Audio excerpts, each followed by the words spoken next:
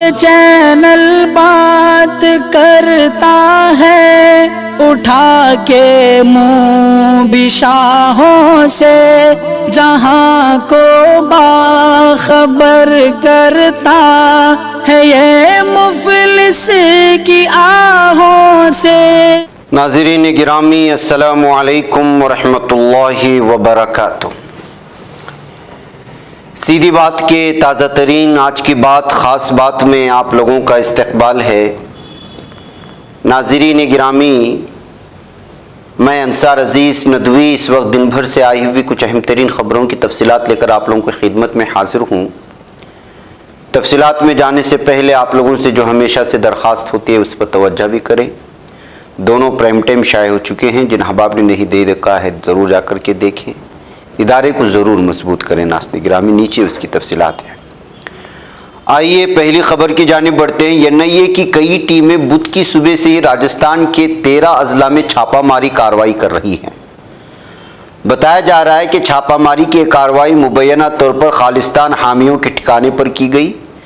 NIA की कई टीमें राजस्थान के 13 अजला जैसे हनुमानगढ़, झुंझुनू और गंगानगर, जोधपुर, बीकानेर, जैसलमेर, सीकर, पाली, जोधपुर, देही, बाड़मेर, कोटा, देही, भीलवाड़ा और अजमेर में छापामारी कार्रवाई कर रही हैं।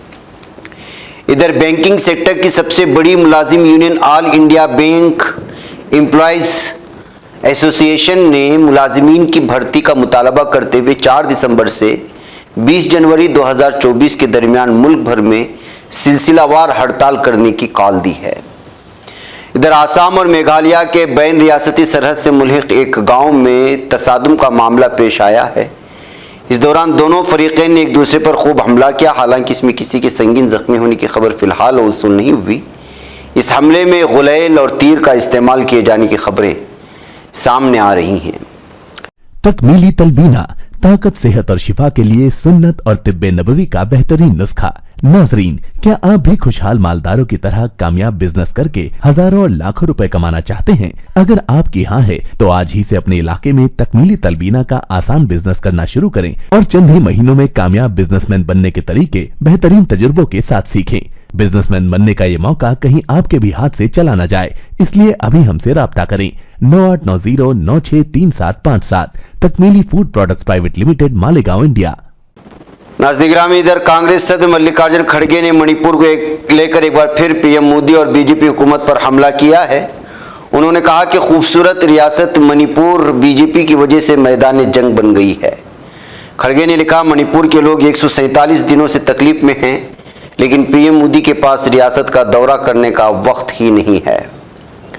उधर मंत्रालय में नस्ब हिफाजती जाल पर कूदने वाले लोगों के एहतिजाज और खुदकुशी की कोशिशों के बढ़ते हुए वाक़यात के दरमियान रियासती हुकूमत ने रोज़ाना आने वालों की तादाद को कम करने और कलर कोडेड पास जारी करके उनकी नकलो हरकत को महदूद करने का फैसला किया है। अंग्रेज़ी रोज़नामा द इंडियन एक्सप्रेस में शाये खबर के मुताबिक रियासत की महकमे दाखिला की तरफ से जारी करदा तफसीली हिदायत के मुताबिक लोगों के दाखिले पास में मज़कूरा के अलावा महकमों या मंजिलों में घूमने की इजाज़त नहीं होगी। आदाद शुमार के मुताबिक मंत्रालय में आने वाले लोगों को औसत तादाद 3500 है और काबीना की मीटिंग के दिन ये बढ़कर 5000 हो जाती है। इधर कौमी तहकीकाती एजेंसी एनआईए ने गैंगस्टरों और मिलिटेंटों के नेटवर्क के खिलाफ बड़ी कार्रवाई की है। 6 रियासतों बशमूल उत्तर प्रदेश, हरियाणा, राजस्थान, पंजाब और दिल्ली एनसीआर में एक साथ छापे मारे जा रहे हैं। मजमूई तौर पर एनआईए 51 मकामात पर छापे मार रही है।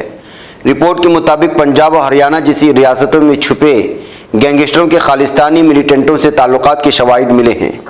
गैंगस्टर्स को खालिस्तानी दहशतगर्दों के जरिए हथियार मिल रहे हैं। माना जा रहा है कि इसी को जहन में रखते हुए ये छापा मारा जा रहा है। सीबीआई ने दिल्ली के वज़ीर आला अरविंद केजरीवाल के बंगले के रिनोवेशन मामले में केस दर्ज कर लिया है। बीजेपी लीडर कपिल मिश्रा ने ट्वीट करके जानकारी दी। बता दें कि चंद माह कबल अरविंद केजरीवाल के बंगले को लेकर काफ़ी तनाज़ा शुरू हुआ था। सीबीआई अब इस मामले की जाँच करेगी। आम आदमी पार्टी के बानी अरविंद केजरीवाल पर दिल्ली बीजेपी ने उनके घर की तज़ीनकारी पर 45 करोड़ रुपए खर्च करने का इल्ज़ाम लगाया था।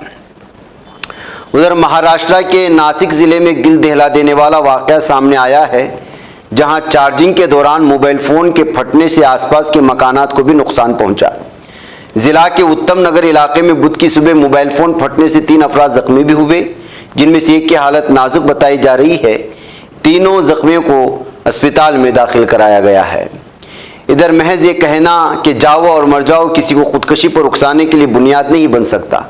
तेलंगाना हाईकोर्ट ने 2009 के केस में मुलजिम को बरी करते हुए तबसरा किया। जस्टिस के लक्ष्मण और जस्टिस के सुजाना की बेंच ने कहा कि जाओ और मर जाओ का बयान ताज़ीरात हिंद की दफ़ा 306 यानी खुदकशी के लिए उकसाना के तहत उकसाने के अज़ा से मेल नहीं खाता। अदालत ने कहा कि खुदकशी के लिए उकसाने का जुमला कुछ खौफनाक करने के लिए उकसाने का इशारा करता है। लड़ाई के दौरान लम्हा भर की गर्मा गर्मी में किए गए तबसरे का मतलब ये नहीं निकाला जा सकता कि एक शख्स ने ईमानदारी से सामने वाले शख्स को मरने के लिए कहा हो।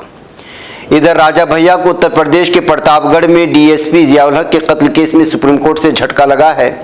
सुप्रीम कोर्ट ने इलाहाबाद हाईकोर्ट के इस हुक्म को मुस्तरद कर दिया, जिसमें उन्होंने राजा भैया समेत 4 लोगों के खिलाफ सीबीआई की बंदिश की रिपोर्ट को मुस्तरद करने के हुक्म पर रोक लगा दी थी।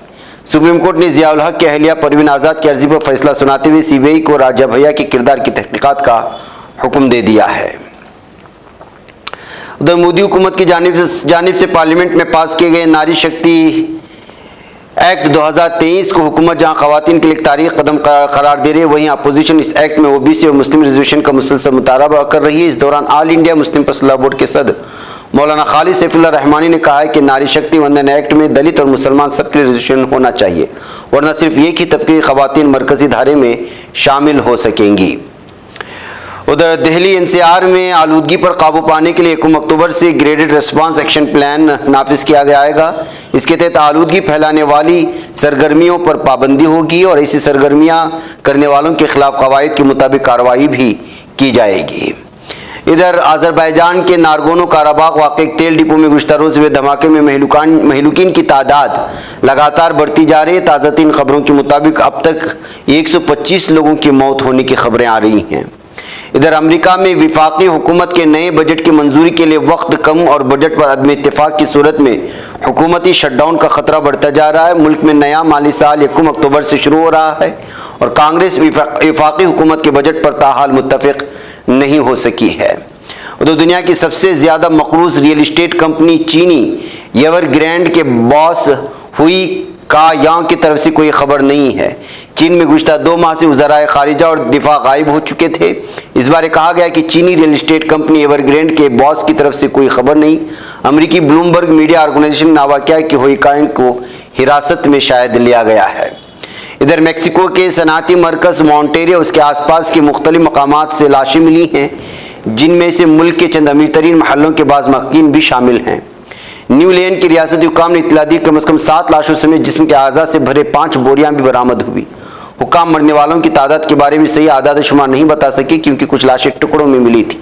रियासत के सीनियर सेक्रेटरी एहलकार जेराल्डो पालासियोस ने कहा कि इनका ख्याल है कि लाशें रियासत तंबुलियास में मंशियात फरोशों की हो सकती हैं, जिनकी वजह से यहाँ पर कत्ल व गारदगिरी होती है। इत्तला दी गई है कि इथोपिया के शिमाल में खाना जंगी ख़त्म होने वाले तगरे इलाके के लिए अक़वाम मुत्तहिदा अमरीका की तरफ से खुराक की इमदाद बंद करने के बाइस 1329 अफराद फाक़ाकशी से मौत के मुँह में चले गए हैं। तगरे के हेल्थ रिसर्च इंस्टीट्यूट, वज़ारत सेहत और मैकेल यूनिवर्सिटी की मुश्तरका तहक़ीक़ के मुताबिक नवंबर में अमन माहिदे पर दस्तखत होने के बाद से खित्ते में 1329 अफराद भूख से मुताल्लिक़ वजूहात से हलाक हो चुके हैं। इधर जालिम दहशतगर्द इसराइली जंगी तैयारों ने गजा की जुनूब में हमास के बाज़ ठिकानों को निशाना बनाया है। जालिम दहशतगर्द इसराइली फौज ने एक सोशल मीडिया पर इस हवाले से एक पोस्ट जारी की। इस पोस्ट में बताया गया कि बमबारी में हमने गजा में वाक़ कारनी और रफ़ा के इलाकों में मौजूद एक मुशाहदाती अड्डों को निशाना बनाया जो कि इज़्ज़तुल गस्साम ब्रिगेड से मुंसलिक थे। उधर इसराइली फोर्सेस ने जहां सहराए नजफ में फ़िलिस्तीनी बदुबाशिंदे रहते थे को अरकीब गांव को एक बार फिर तबाह कर दिया, जिससे बहुत से लोग बेघर हो चुके हैं। अराकीब डिफेंस कमेटी के रुकन अजीज अत्तौरी ने बताया कि जालिम दहशतगर्द इसराइली फोर्सेस ने 2022वीं बार धावा बोलकर गाँव को तबाह किया। तो उन्होंने कहा कि इसराइली अफवाज की जानिब से की जाने वाली तबाही इसी महीने में ये दूसरी बार हुई है। नाज़रीन गिरामी, आज की बात खास बात में इतना। इंशाल्लाह फिर आप लोगों से मुलाकात होगी। मुझे इजाज़त दें। अस्सलामु अलैकुम व रहमतुल्लाहि व बरकातुहू। ये चैनल हक निगर बनकर कुचल देता है फितनों को। अगर गंदी हो पॉलिसी तो मरते देख कितनों को। इसी बाजार में बिकते हुए देखा है सपनों को। सभी यकसां है ये पैगाम दो गैरों को अपनों को। वतन अहले वतन का है गुले बेखार